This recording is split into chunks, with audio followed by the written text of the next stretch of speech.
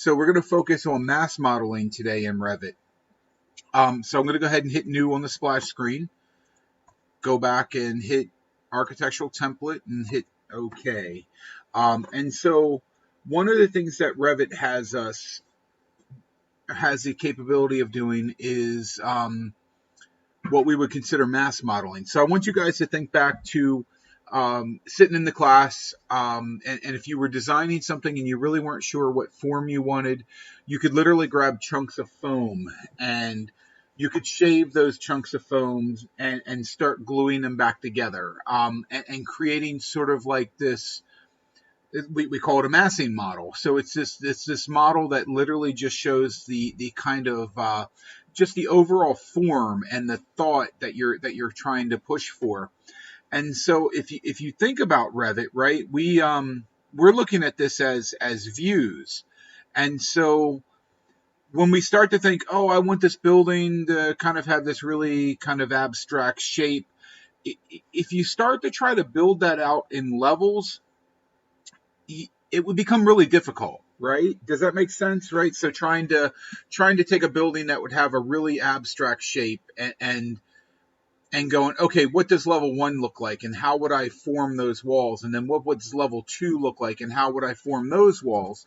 And so what Revit allows us to do is we have this tab called massing, and guys, again, I'm going to repeat this. I haven't done this in a bunch of years. So work with me as I click around on some of the stuff and play around. But I have this feature up here that's called in place mass. And so again, you can read here, it says conceptual mass. And what I'm going to do is I'm going to go ahead and hit OK. This is fine. And I'm going to default this as mass 1. And so what we have now is we have this new interface, okay? And if you start to think about what kind of things can we do with this, we can start actually massing out a building. So what I'm going to do is I'm going to start with a rectangle, and I'm just going to kind of draw out a rectangle, and I'm not really going to concern myself too much with dimensions, but I want it to be fairly large. So, I got 100 foot by something. 110 foot, 108 foot. It doesn't really make too big of a difference. But I have this sort of like large rectangle per se. And I'm going to add in another rectangle here. And maybe I'm going to do some sort of like round corner thing happening here. And so what we start to have is we start to have like kind of this abstract shape in a sense, but we're going to convert this into a building. So I'm going to look at this in 3D. And again, I'm going to use that little doghouse feature. And right now I have nothing. I mean, I literally just have those 2D shapes. And so what I can start doing now is utilizing these create forms. I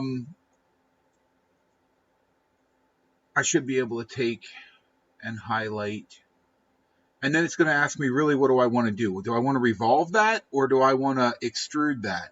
And I'm going to go ahead and extrude it. And you can see here I can start to add height to this. And I want this to be 40 feet tall. And I want to take this. Oh, sorry. I got to hit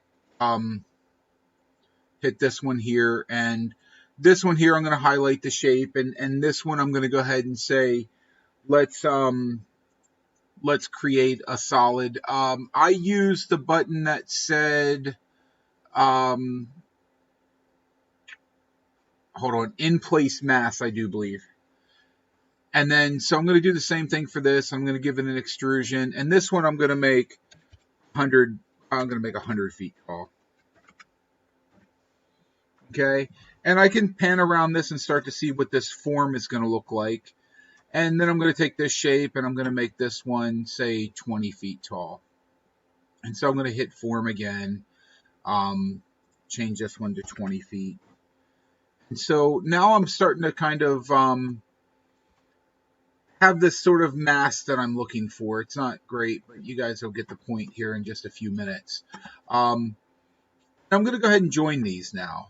So I'm looking at I'm looking at these three masses, and I can actually come in here and I can join this geometry. Oh, wait a minute. Hold on a second. Again, it's been a while since I've done this, so bear with me for a second here.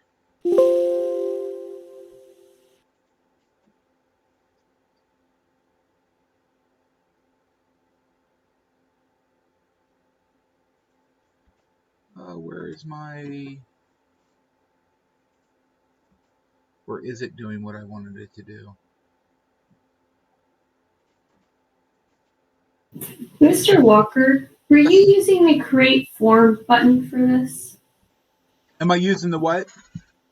Create Form button for this? Yeah, so hold on a second. Let me step back real quick. Find it. Because I can say finish mass for now, and then I can re-edit this mass. I used under massing, I went to the button that said in place model or in place mass. And what that did was I got a mass 1 and I was able to start working on that mass. And so I'm going to go back to edit this. And the button that you were talking about was I had a, let me just do it off to the side over here. Let me show you real quick. I just drew a rectangle. As soon as it allows me to draw a rectangle. If I didn't crash my system. Hold on.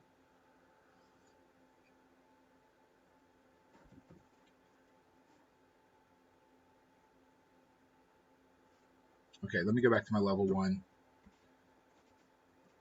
I'm going to just draw over here real quick. So what I did was I drew some basic shapes. So I just said like that. I used a circle in the corner. And then I used another kind of rectangle shape out here, right?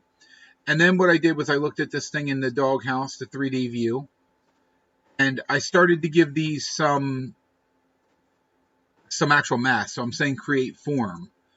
So first thing I gotta do is select what I want to create. So I want this one, and I'm going to say create form. And then that's going to give it, it's going to ask me whether I want to revolve it as a sphere or if I want to extrude it as a cylinder. So I'm going to extrude that, and then I can adjust the height. So I think I said 40. Doesn't really make that big of a difference. I'm going to highlight this rectangle. I'm going to create this as a form, and then this one here, I'm going to give it a 100-foot height. Then I'm going to take this one, and I'm going to create form again, and I'm giving this one a height of 20 feet. And so what that generated was sort of this building mass, right? So nothing too crazy, but just a building mass. And then what I'm going to do is I'm going to select this one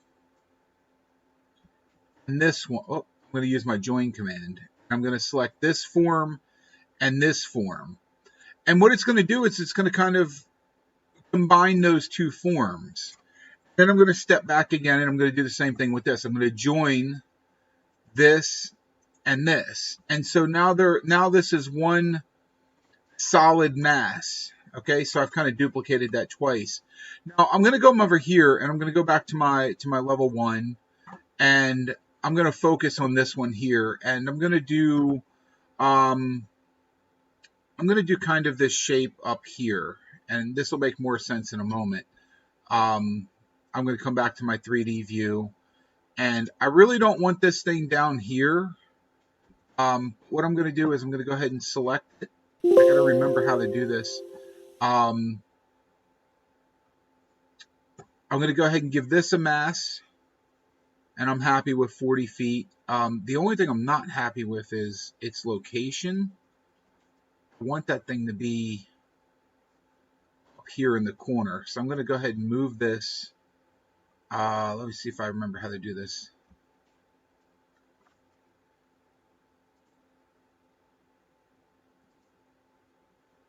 Oh, that's not exactly what I wanted. I want this base plane to come up is what I'm looking to do. Bear with me for a second. Again, it's been years since I've done this. Hey, cool. That's new.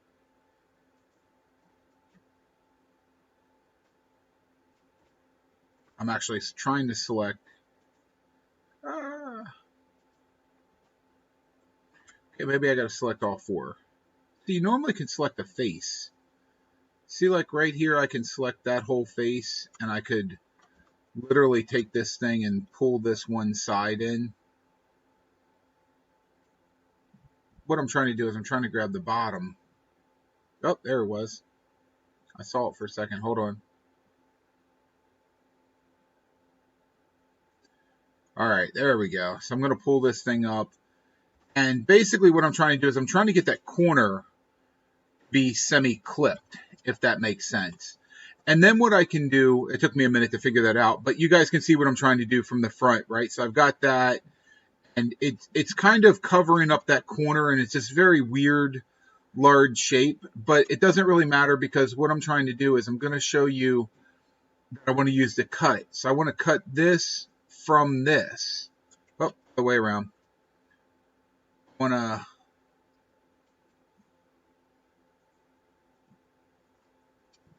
And then I should be able to highlight this and delete that shape. Come on, Miss Walker, get it right. Cut this from this. Okay, let me look at it in... So are we joining the upper rectangle to the rest of the form yet, or no? Not yet. I wasn't joining. I was actually trying to subtract out. Okay. Normally, it just allows me to literally select a box and then select the feature, which is what it says it's supposed to be doing. So let me just undo back and see if I can redo this. I'm trying to cut this form from that form. Fantastic. Let's see if I can delete it and make it work. No. Okay. Bear with me for a second here, guys. I do want to get this. Think about SketchUp, right? And being able to subtract out, you know, when normally you would take a shape and you would do that, it would delete that corner.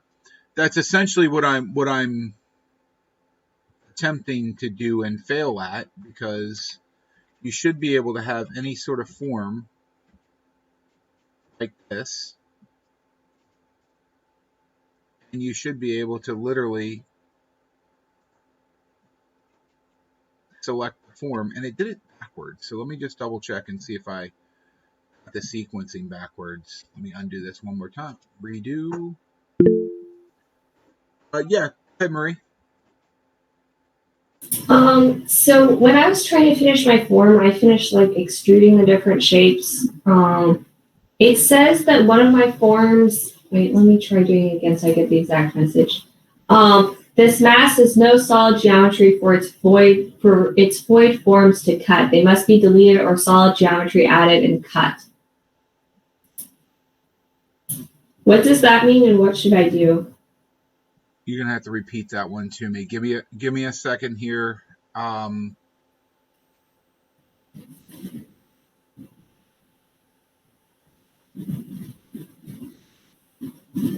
on a second, Marie. Okay, no worries. Sorry, I'm also still trying to fail at subtracting out this unit here.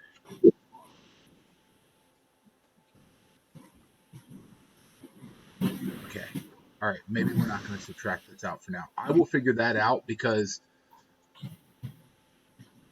literally you should be able to go cut this out of this. That's not working.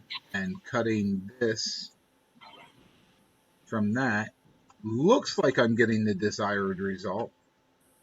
Let me see if it looks like it.